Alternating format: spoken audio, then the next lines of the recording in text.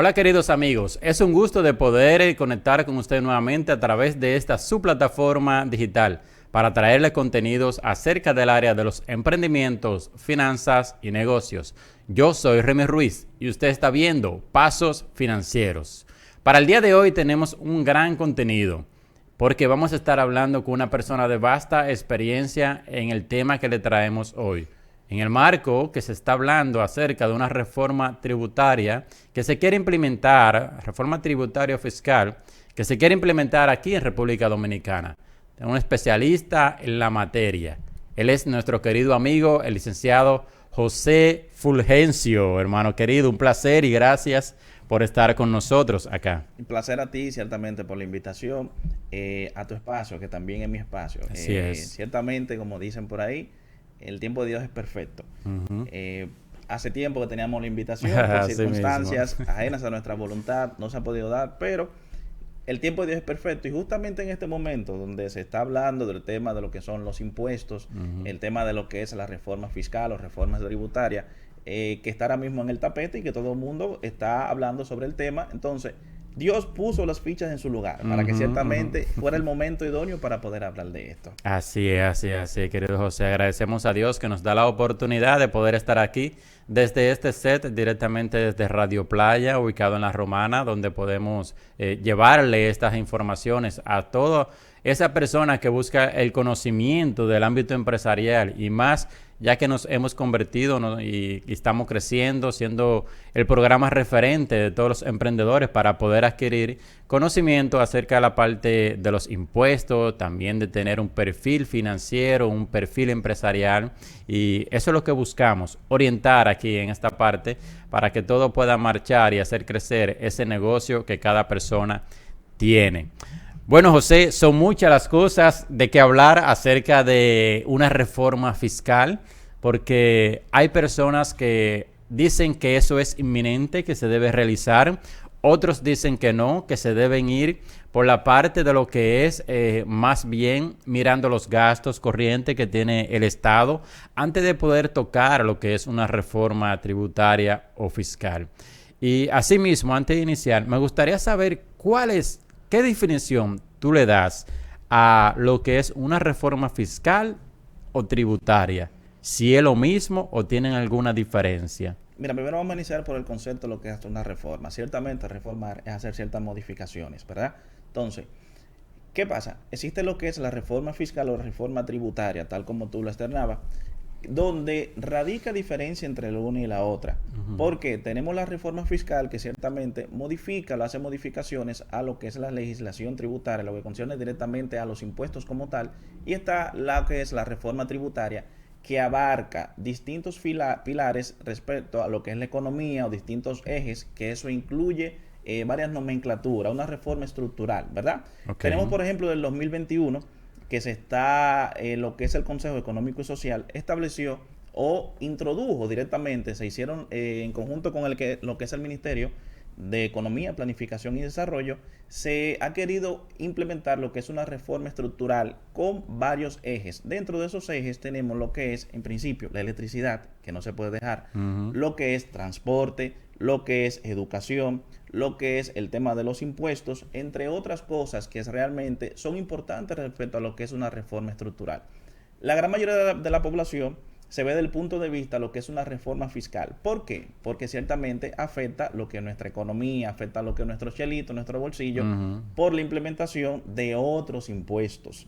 Nosotros a lo largo del tiempo, dentro de lo que son 40 años, hemos tenido lo que son 15 reformas. Así mismo. La más cercana fue la del 2012, la ley 253-12, donde se aumentó el tema de los impuestos en el concerniente a lo que es el ITEVIS, el impuesto a la transferencia de bienes centralizados y servicios, y se creó de igual forma lo que es, se aplicó impuesto al ITEVIS a lo que eran otros productos de canasta básica que no estaban incluidos, como los derivados de la leche, un impuesto progresivo, ¿verdad? De menor cuantía a los derivados de la leche, a lo que es el chocolate, también se incluye el chocolate, el derivado de la leche, también está incluido lo que concierne los aceites y grasas naturales, entre otros que ciertamente no se encontraban. Entonces, es bueno que la población conozca ciertamente cuál es la diferenciación entre uno y el otro.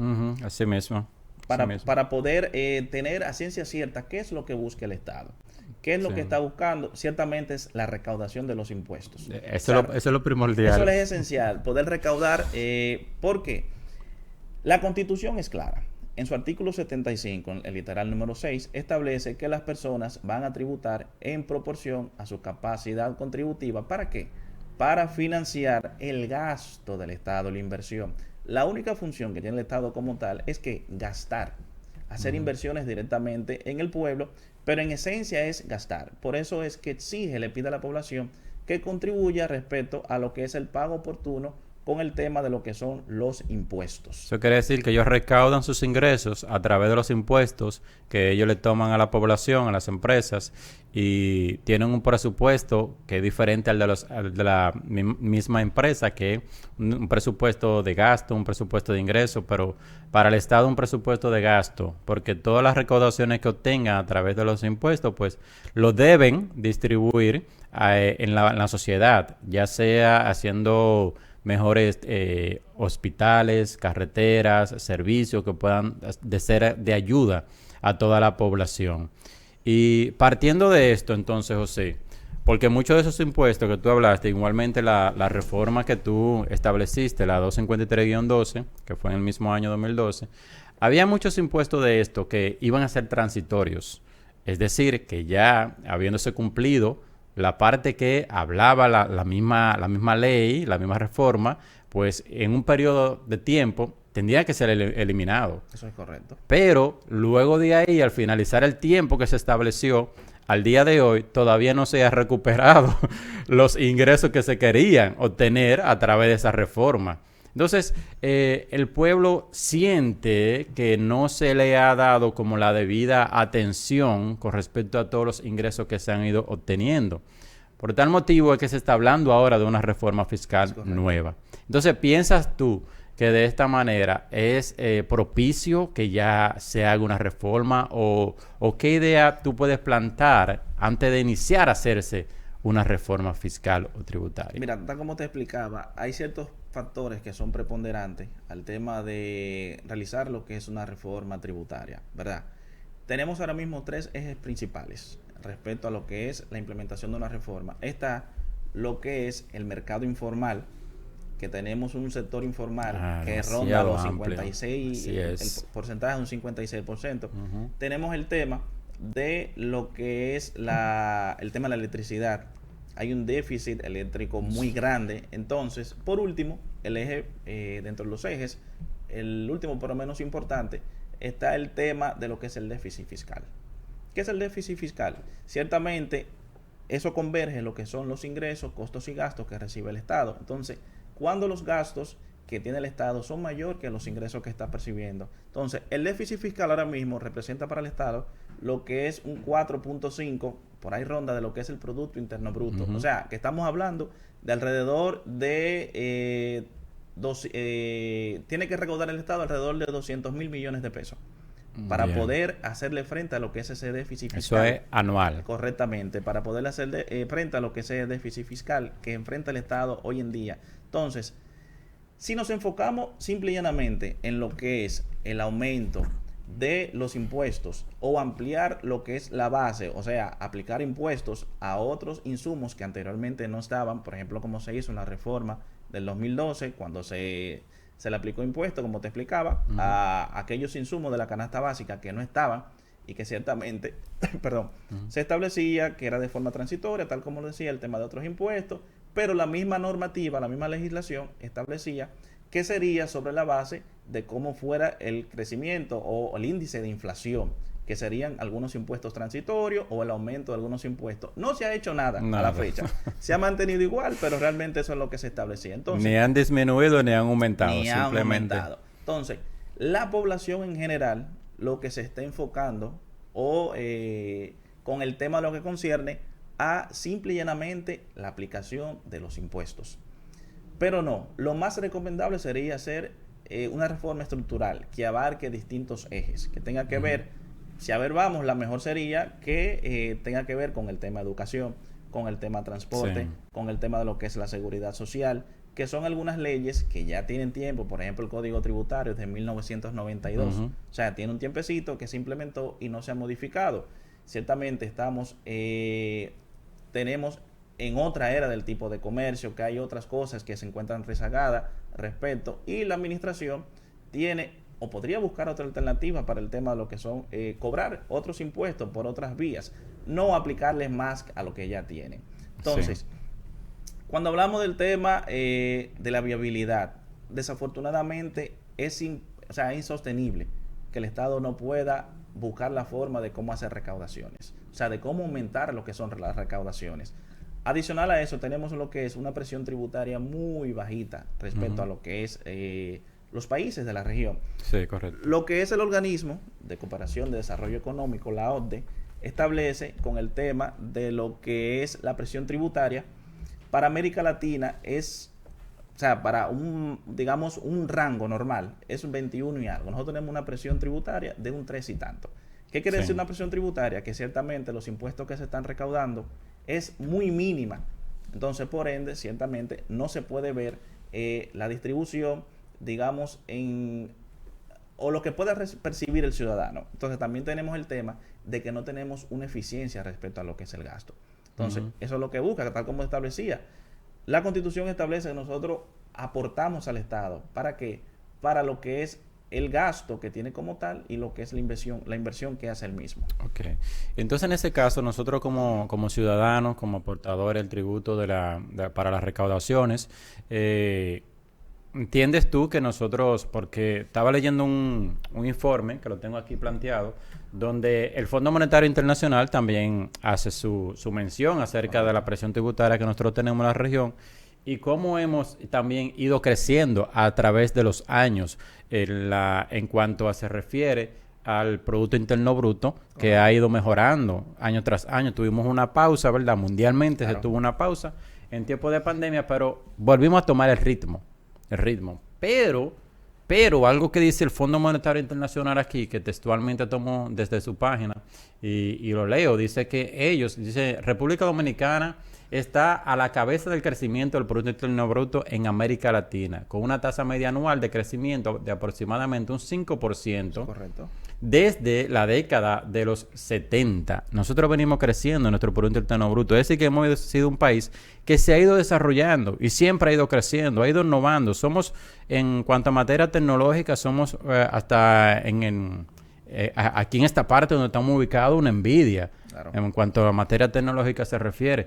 Entonces, ¿qué ha pasado que no ha sido así, que se han distribuido bien para que no tengamos que estar haciendo reforma cada momento? Porque si hemos ido creciendo, entonces, ¿qué ha pasado? Si somos un país en vía de desarrollo, nos toman en la región, no contemplan así de esa manera. Sí, mira lo que pasa. Tenemos un crecimiento, ¿verdad? De un 5% del 1970, pero de igual forma del 1970 tenemos lo que es un déficit de electricidad. Entonces, se han hecho reformas en busca de ¿qué? De poder paliar que el Estado reciba más ingresos, los cuales no a través de lo que es la aplicación de nuevos impuestos, pero relativamente no sirve de nada. ¿Por qué? Porque si tenemos un déficit de electricidad y el dinero que recauda el Estado sobre la base de lo que crear nuevas reformas, entonces tiene que invertirlo concerniente a lo que es este déficit en el tema de electricidad, no hace sentido. Entonces, si vamos a permanecer con el tema de que no hay una reforma estructural, primero buscar alternativas. ¿Para qué? Para que ese sector informal pueda empezar a pagar el tributo. No es que están evadiendo, porque ciertamente no están registrados ante la Dirección General de Impuestos Internos, pero no están aportando al fisco, ¿entiendes? Porque hay una informalidad. Pero no aportan de manera directa. De forma directa no están aportando. Porque cada vez que compran algún insumo, si está grabado. Sí, claro. Están lo que son los impuestos directos e indirectos. Entonces, de forma indirecta, aportan al fisco de una u otra forma. Entonces, lo primero sería trabajar con ese sector informal, buscando la alternativa. Se ha hablado recientemente lo que es, inclusive la administración ha aplicado lo que son procedimientos simplificados. Por ejemplo, el más cercano es el régimen simplificado de tributación, donde busca alternativa. ¿Para qué? Para que las personas hagan un acercamiento, digamos, de forma más simplificada y pueda pagar sus tributos. Se ha puesto sobre la mesa lo que sería la creación de un monotributo.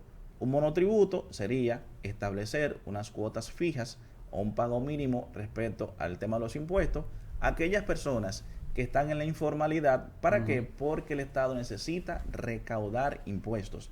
Entonces, ya que mencionaste el Fondo Monetario Internacional, el Estado acaba de informar que tendrá la visita a lo que es el Fondo Monetario Internacional. Estarán por aquí durante un plazo. ¿Qué traerán debajo de los brazos ellos para...? Porque siempre que vienen ahí algo es, ustedes también tomen esto, pueden tomar prestado. Pero ciertamente tenemos un gasto muy elevado y no tenemos la forma de cómo hacerle frente a ese gasto. Entonces, por lo general, cuando el Fondo Monetario Internacional hace visita, lo que le hace es planteamiento al Estado de buscar alternativas de cómo recaudar más impuestos. Y por lo general... Que no es que ellos tienen el dinero para prestárselo, no, ¿verdad? Para los gastos. Claro que no. Si no es diciéndole, mira, el dinero que tú debes por ahí, la forma de cómo tú puedes ir apaleando esa deuda es sobre la base de la creación de más impuestos. Pero hay un detalle. Wow. Tú subes más impuestos, la ciudadanía empieza a quejarse. Gracias a Dios en este país no hemos tenido revuelta como han tenido otros países. Yo vi en Kenia ahí que se está totalmente una revolución que ha hecho la ciudadanía con respecto a eso y esperemos no llegar hasta allá. Sí, eso es correcto. Por ejemplo, en países de Europa te suben 1 céntimo a cualquier producto respecto al tema del IVA, el impuesto al valor agregado, que es como se conoce aquí como el ITEVIS. Entonces tú vas a tener cierto inconveniente. Ok, digamos, tiene una legislación más rígida que la que tenemos nosotros aquí en nuestro país respecto al tema del pago de los impuestos, pero de igual forma tú tienes una población que tiene mayor educación, o sea, sabe el tema de los impuestos, sabe cómo se distribuye el tema de los gastos, tiene idiosincrasias distintas, entonces automáticamente tú le aumentas el tema de lo que es 1 centavo de euro, lo que sea, respecto a un insumo, esa gente te van a tirar a la calle. Y eso, que ellos tienen retribución de impuestos, es decir, al final del año fiscal, pues a ellos se les retribuye una parte eso es de acuerdo a cómo han aportado al fisco también. Sí, porque aquí hay una retribución, pero de forma indirecta, sobre la base de que tenemos hospitales, tenemos un sistema de 911, tenemos carreteras, de que usted como población no perciba que usted está recibiendo buenos servicios, son otros 500, ¿verdad? Pero al final de la jornada tenemos una contraprestación de forma indirecta por parte del Estado respecto al gasto que tienen con el tema de los impuestos. Yo creo que con esa misma parte que tú mencionas, o sea, y también todas esas retribuciones que hace el Estado, y realmente se ha visto a través de los años que se han ido incrementando, han podido llegar a lugares ya sea con la parte eléctrica que antes no había. Han tenido un sistema pluvial que también antes no había. Para eso, la tecnología también se ha instalado en muchísimos lugares. Ciertamente siempre van a haber necesidades, siempre va a haber, hasta la misma Biblia lo dice, hay una parte que siempre, los pobres siempre existirán.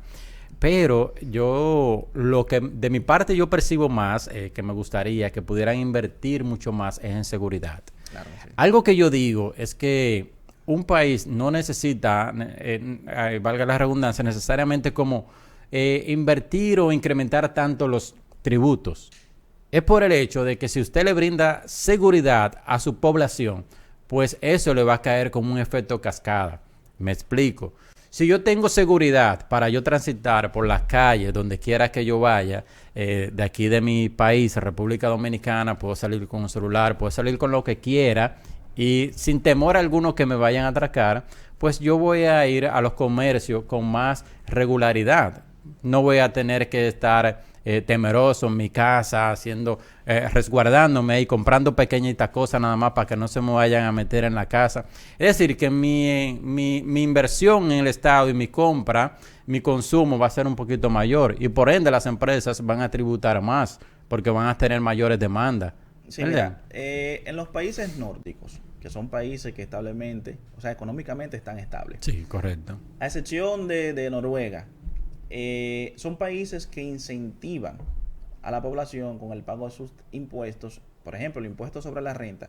Nosotros tenemos aquí una tasa de un impuesto sobre la renta de un 27%, que es similar a los países de la región, que ronda un 20, 25, 23, así por el estilo. Entonces, ¿qué pasa? Esos grandes países, a excepción de, creo que fue Noruega, si mal no me equivoco, tienen una tasa del impuesto sobre la renta por debajo de lo que es el 20%.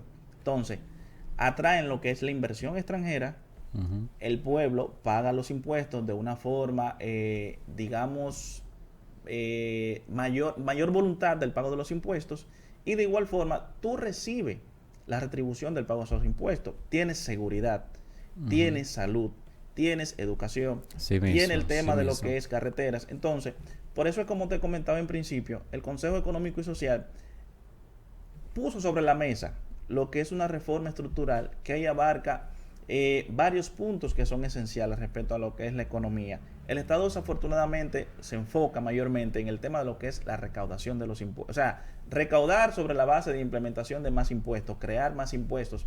Lo que debería hacer el Estado es hacer la disminución de los impuestos, poner una tasa que realmente el ciudadano lo pueda pagar. Desafortunadamente es obligado. Pagar los impuestos es obligado, porque el nombre lo dice claro. El nombre lo dice por default, un impuesto. No es que queramos, es una imposición. Entonces, atraer inversión extranjera sobre la base de la creación de incentivos. Por ejemplo, tenemos ahora mismo la ley de Confotur, tenemos el tema de lo que son las zonas francas, tenemos aquellas empresas que se establecen directamente en lo que son las zonas fronterizas, tenemos la ley que incentiva a los pensionados y rentistas extranjeros que vengan y traigan ese dinero que perciben en sus países y lo inviertan en el de nosotros, o sea, lo que es la inversión extranjera. El tema de la inversión extranjera es sumamente importante. Entonces, tú crearle más impuestos, entonces tú alejas la inversión extranjera. El Banco Central hizo mención de eso, José, en estos días, de que como se describe en sus siglas, IED, inversión extranjera directa, pues que ha incrementado, ha aumentado. Claro. También, es decir, que estamos haciendo un atractivo para los turistas, las naciones que están invirtiendo aquí en nuestro país, según lo que tú también vas conversando y compartiendo ahora mismo. Es decir, que nosotros estamos siendo un referente. Hemos avanzado realmente. Sí. Todavía nos falta, pero hemos avanzado. Entonces, la aplicación de más impuestos ciertamente abarca la recaudación. O sea, aumenta el tema de la recaudación, pero siempre y cuando sigue existiendo lo que es el déficit de electricidad, siempre y cuando no haya la eficiencia respecto a lo que es el gasto, vamos a seguir en lo mismo. Entonces, correcto, se van a seguir creando reformas, que lo que van haciendo es tapan la gotera, pero automáticamente cae un gran aguacero, entonces vuelve de nuevo y la gotera se destapa. Así mismo. Entonces hay que hacer una reforma que sea ciertamente estructural y que conlleve no solamente el aumento de los impuestos o aumentar la base, aplicar impuestos a otros insumos que realmente ya no estaban. Mira, cada cierto tiempo lo que es el organismo de cooperación de desarrollo, la OCDE, que eso abarca lo que es el Banco Interamericano del Desarrollo, abarca lo que es el CIAD, que es el Centro Interamericano de Administración Tributaria, abarca lo que es las Naciones Unidas y el CEPAL, ¿me entiendes? Hace ciertos estudios respecto a lo que cómo está la recaudación de los impuestos a nivel de Latinoamérica. Igual, otros países que no necesariamente se encarga de hacer los estudios correspondientes para determinar, y ciertamente el Fondo Monetario Internacional hace las verificaciones del lugar a los fines de buscar alternativas de cómo los estados pueden apalear directamente el tema a lo que concierne a lo que son la percepción de los tributos y sus gastos como tales. Tú sabes, como escuchándote hablar de todo eso, nosotros, gracias a Dios, ya los presidentes que hemos tenido las últimas décadas se han enfocado mucho en que nuestra marca país pueda ser visible en otras naciones, y por tanto se ve reflejado en la cantidad de los turistas que llegan aquí a nuestro país, también las empresas que vienen a invertir y establecerse aquí en nuestro país, que para nosotros es algo satisfactorio porque aparea también la parte de los desempleos. Es decir, que si se instalan 7 zonas francas aquí en nuestra nación, pues eso va a ser de beneficio para nosotros en cuanto a lo que se refiere a la empleabilidad, que es decir, que hay menos desempleo. Pero estas zonas francas tienen una alta exoneración con respecto al tributo se refiere. Correcto. Ellos se encargan nada más de dejar una parte, un porcentaje, según la ley establece, para comercializar los de sus productos aquí en el país. 3.5. Un 3.5. Entonces, la mayor cantidad, el enfoque ensamblar, industrializar, todo su producto, exportarlo, lo que también nos conviene a nosotros porque trae inyección de capital de otra moneda extranjera. ¿A qué voy con esto? No sé si es satisfactorio que a esas empresas, a ese y a otras más que tengan exoneraciones impositivas, también se le puede aplicar un porcentaje. Si eso afecta nos afectaría a nosotros por la misma inversión extranjera que estamos hablando, y también la cantidad de empleo que personas que están desempleadas pueden conseguir su empleo. Pero también hay una parte tributaria que se está atacando mucho ahora, que dicen que a esas empresas, a la cinematográfica, también que se le aplique ciertas partes tributarias. ¿Qué tú crees de eso? Mira lo que pasa aquí con esto. Ciertamente estamos hablando de competencia en la región, ¿verdad? Tenemos un Cuba que tiene, en el caso, por ejemplo, de la ley cinematográfica, que pudiera buscar la alternativa de cómo poder ofrecerle a los países para que vayan y graben allá. Tenemos, por ejemplo, Puerto Rico, que también es una isla igual que nosotros, igual que Cuba, que tiene ciertos atractivos. Entonces, tú aplicarle el tema de impuestos a lo que son las inversiones, como se dio una vez con el tema de las zonas francas, que se fueron todas del país. Entonces, tú le aumentas o le aplicas impuestos a esas empresas y ciertamente van a buscar otros nichos donde puedan establecer su negocio. Tenemos una India ahí que cobra 2 pesos por el tema. Tenemos Filipinas, que donde están en su gran mayoría las grandes industrias, respecto a zonas francas. ¿Por qué? Porque el pago, ciertamente la empleomanía es mínima, quizás pagan menos impuestos, así por el estilo. Entonces, yo estoy de acuerdo de que se mantengan ese tipo de exenciones. ¿Por qué? Porque incentivan la inversión extranjera. Está bien, no pagan un impuesto de forma directa, porque están exentos en su gran mayoría del pago de todos los impuestos. Pero suplen una necesidad que el Estado no puede, que es la empleomanía.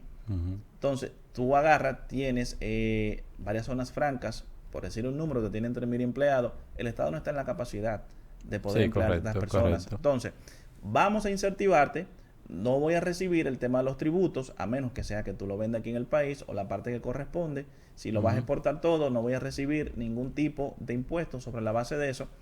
Pero está de que de forma indirecta tú agarras y aportas ¿con qué? Con el tema de la empleomanía. El que sobrepase la exención contributiva va a pagar lo que es impuesto sobre la renta. Por ahí el Estado recauda. Pero de igual forma, aquellas personas que cotizan a la seguridad social, que pagan el seguro familiar de salud, que pagan lo que es el tema de la AFP, o sea, eso es parte de un dinero que el Estado tiene liquidez, tiene flujo con ese dinero. Entonces, yo estoy de acuerdo, inclusive deberían hacerse mayores inversiones o atraer mayores inversionistas, buscar otras alternativas y mantener el tema de las exenciones. Sí, nosotros ya estamos en el ojo del mundo, ya estamos aquí. Tenemos un ministro de turismo que ha sucedido, ¿verdad? Con todos los anteriores ministros también que le ha dado continuidad y nos han puesto a nosotros en el ojo mundial, porque son muchos países que no nos conocían y están viniendo personas a disfrutar de todo lo que tenemos acá. Y mira, y es interesante eso que tú mencionas acerca de la empleomanía, porque realmente no hay capacidad para que un Estado pueda emplear tanto, y las empresas de aquí tampoco tienen la capacidad de emplear tanto, y eso ayuda también con lo que es el ámbito de la inseguridad, la delincuencia. Mientras más personas estén ocupadas, pues le será mejor al Estado y a nosotros, los ciudadanos, que no haya tanto delito. Y aún así, tenemos como quiera. Claro, mira, eso es tan importante. Tenemos el tema de lo que es la informalidad, ¿verdad? Se crean esas grandes empresas, ese atractivo de esa inversión. Alrededor está quien te vende el agua de coco, quien te vende un jugo, quien te vende lo que sea. Y eso dinamiza la economía. Eso es empleo indirecto. Correctamente. No pagan impuestos de forma directa, pero agarran y van a un establecimiento comercial y pagan lo que es el ITEVIS. Entonces, de forma indirecta, ciertamente el Estado percibe de que sí, el Estado tiene que buscar los mecanismos necesarios para que ese sector informal busque la forma de que llegue a la formalidad. Estamos sumamente de acuerdo con eso. Yo entiendo y escucho mucho a una persona, como un comentarista, no sé cómo llamarle, panelista, pero que es bien interesante siempre escucharlo hasta un punto, por mi fe, ¿verdad? Claro. Que es el señor José La Luz. Y él habla mucho acerca de la tecnología, que mientras más tecnología nosotros podamos tener para el recaudo de los impuestos, pues ese grupo de personas, por lo menos un porcentaje, si se automatizan todos los procesos, pues entonces la alusión o la evasión se va a empezar a disminuir.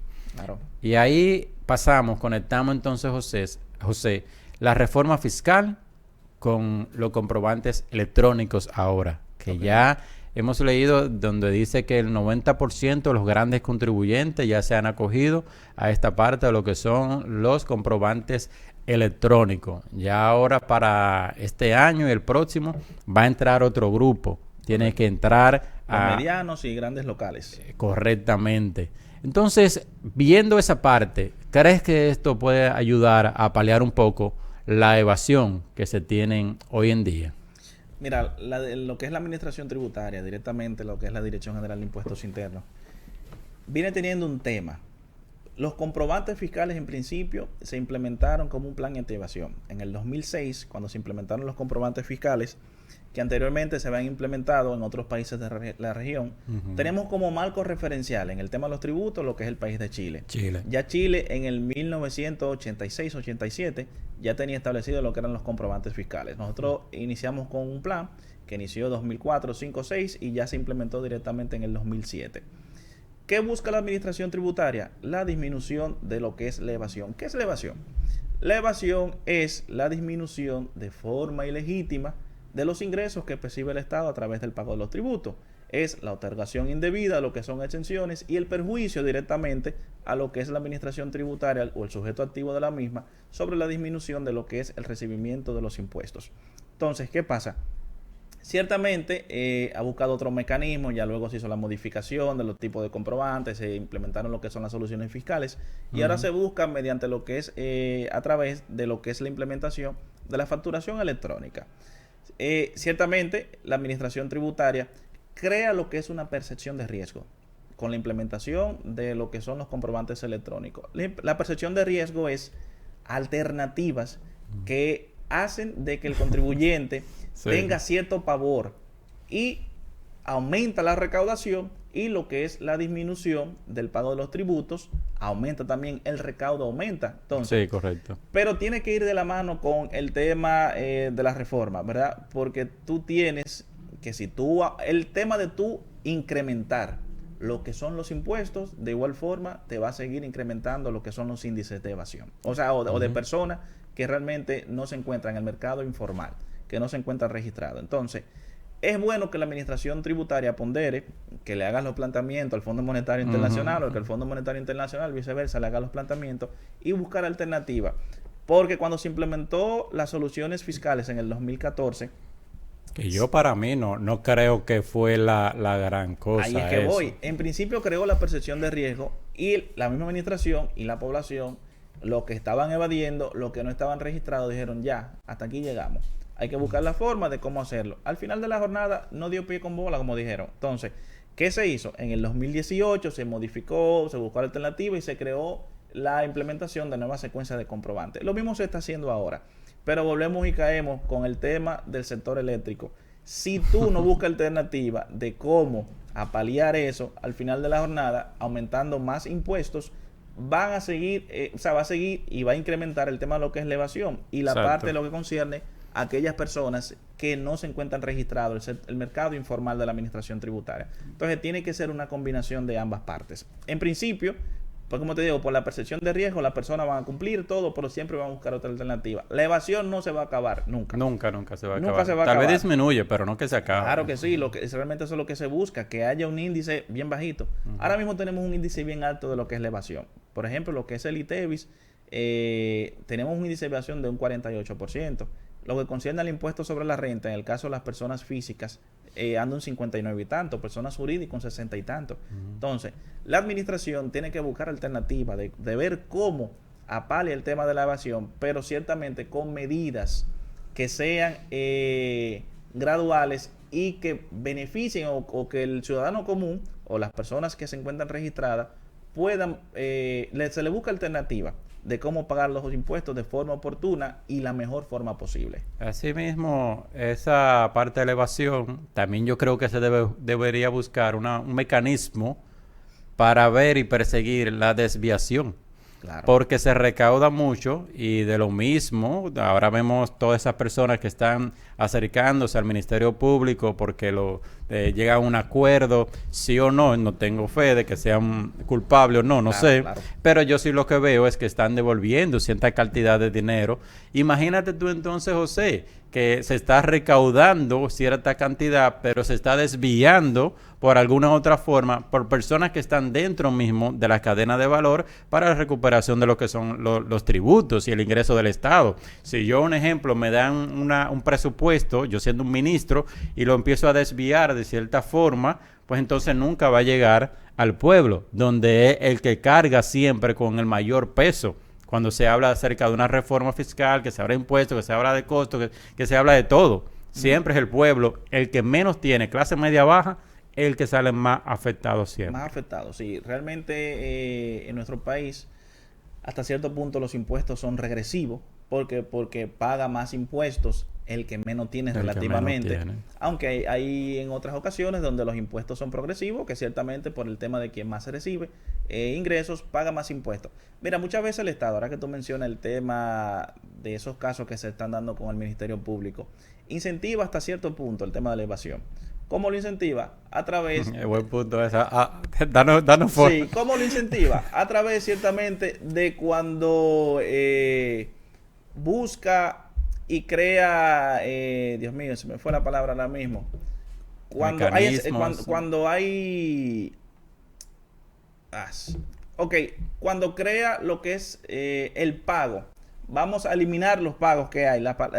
Recientemente hubo algo similar a esto, que es con la ley 51-23, amnistía fiscal. Una amnistía fiscal. Entonces, ¿qué pasa? Tú incentivas relativamente a que las personas sigan evadiendo. ¿Por qué?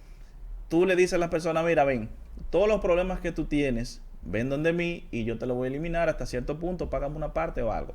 Mientras no haya una reforma estructural, entonces, ¿qué va a pasar de nuevo? La gente va a seguir endeudándose con el fisco, no va a pagar los impuestos de forma oportuna. Entonces, el Estado va a necesitar al final o a la larga recaudar impuestos. ¿Cómo lo va a hacer? A través de otra amnistía. Ven que yo te voy a eliminar el 50% y págame el 50%. Entonces, tú no vas a disminuir la evasión. La persona va a seguir y dice, no, yo voy a esperar que venga el tema de otra amnistía fiscal y la voy a aprovechar. Pero ellos tienen la llave de poder cerrar esa parte.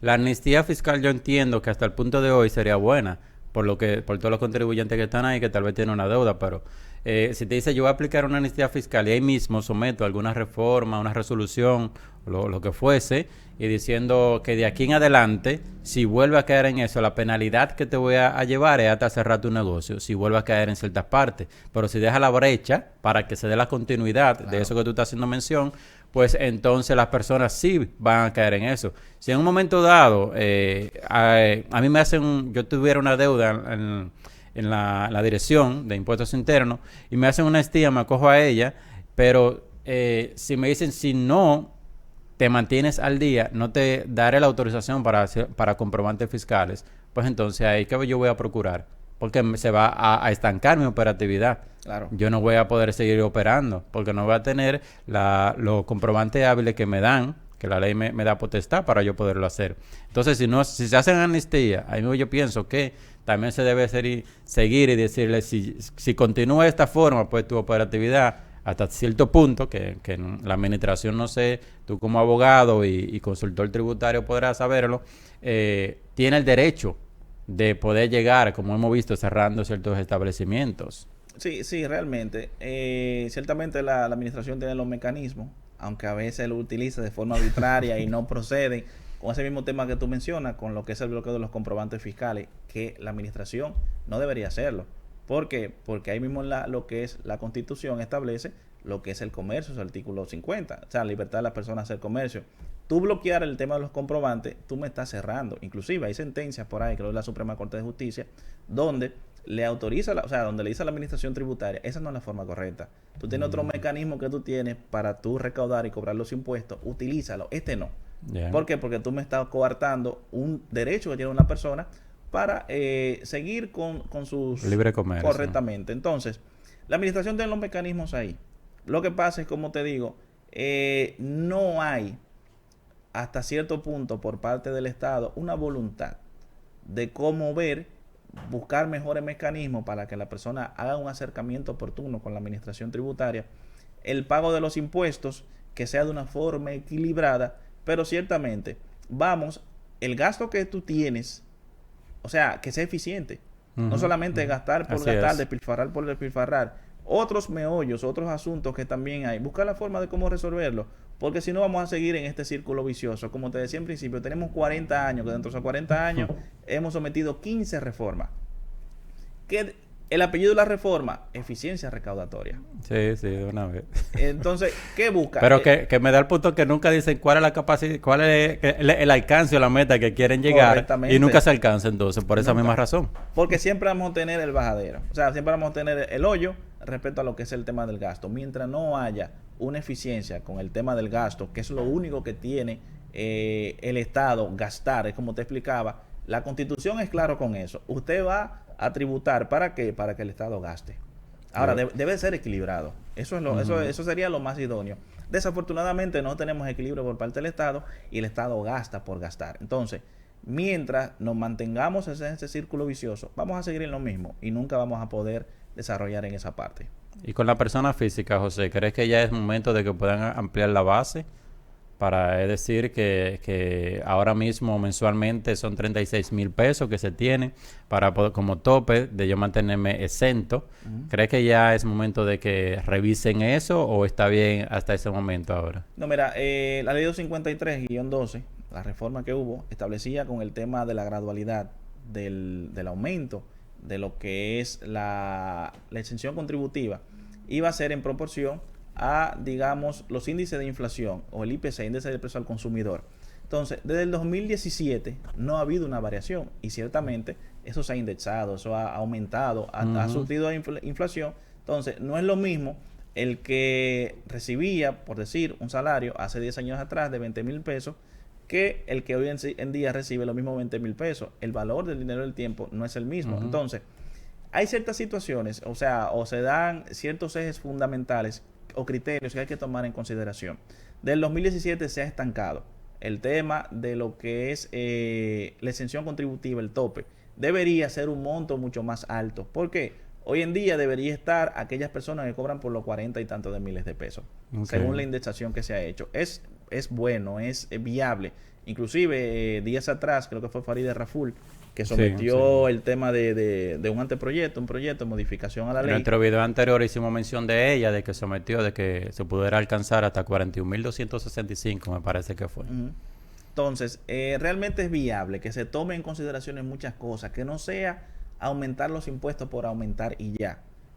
Vamos a seguir en el mismo círculo vicioso. 2 o 3 años después vamos a volver a lo mismo y se va a tener que hablar de otra reforma fiscal, se va a tener que volver a hablar de lo que es la eficiencia del gasto, se va a tener que volver a hablar del tema de lo que es el tema del déficit eléctrico, se va a volver a hablar del tema de lo que es el sector informal y todo eso. O sea, tiene que ser estructural, abarcar tanto la parte tributaria como tal, que abarca un sinnúmero de tributos que se pagan directamente al Estado, y la parte fiscal como tal, que son los impuestos que paga la población. Yo soy de los que favorece que se graben otras cosas, pero que se disminuya el tema de los impuestos. Y sobre todo, que sea una tasa única. Correcto. Puede ser variable, pero que ciertamente... Se confunde demasiado. Bueno, si vamos a poner una tasa, un 9, un 18, un 16, eso es como que por el loco. Mejor una tasa única. Se le quiere poner para mí, ¿verdad? Personalmente. Sí, no, claro. Un 14, un 13, un 12, pero que sea una tasa única para todo. Sí, mira, es viable. Por ejemplo, en España, con el tema del IVA, hay tasa reducida y tasa fija. Entonces, pudieran haber ciertos productos que paguen menos que los otros, por ejemplo, como el caso de lo que te comentaba en principio, que paga un 16, vamos a suponer, se habla por ahí dentro de tantas propuestas, se habla de una disminución de lo que es el ITEVIS en un 11, en un 13, se habla de lo que es la disminución del impuesto sobre la renta, sobre un 17, un 18, un 20, o sea, que haya mejores tasas, que se apliquen los impuestos a otros insumos y otros servicios que no se encuentran grabados. Se ha hablado inclusive de grabar todo, que se deje solamente una exclusiva lo que es la salud, pero que se grabe todo, ¿me entiendes? Buscando la forma, pero es que volvemos al mismo asunto. Mientras no se den los mecanismos necesarios para lo que es la eficiencia del gasto. Y hacer una reforma estructural que converja ciertos sectores de la economía, vamos a seguir en lo mismo. Bueno, José, mira, yo pienso que ya el tiempo nos ha traicionado, siempre tomamos limitado tiempo para poder conversar y esto es un tema, tú has visto que es bien amplio y también que nos apasiona a nosotros dos de poder conversar, de poder hablar acerca de este tema, de la parte de lo que es los impuestos y también las finanzas. Pero a mí algo que me gustaría que las personas en materia del Estado y también ustedes, los especialistas, puedan siempre decirnos el por qué el Estado quiere recaudar, porque dice queremos hacer una reforma fiscal, no hemos alcanzado por lo mismo que tú decías, la capacidad y todo por demás.